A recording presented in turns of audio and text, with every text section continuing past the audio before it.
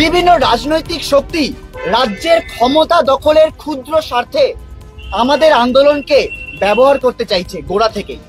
আমরা একটা কথা বারবার স্পষ্ট করে জানিয়েছি, হাথরাস, কাঠুয়া, উন্নাওতে যারা ধর্ষকদের মালা পরিয়েছে তাদের ক্ষমতা দখলের খেলার চক্করে আমাদের আন্দোলনকে ব্যবহার করতে আমরা দেব না, জনগণ দেব না।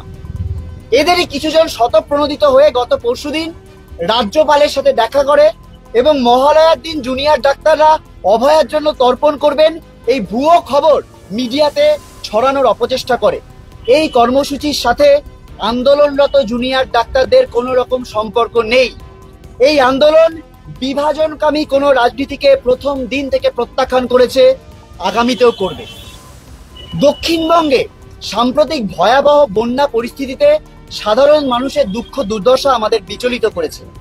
বাংলার সাধারণ মানুষ আমাদের আন্দোলনের সাথে সম্পৃক্ত থেকেছেন একদম প্রথম দিন থেকে।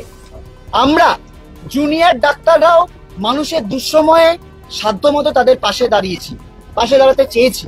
এও আমাদের চলমান আন্দোলনের একটি গুরুত্বপূর্ণ কাজ বলেই আমাদের মনে হয়েছে।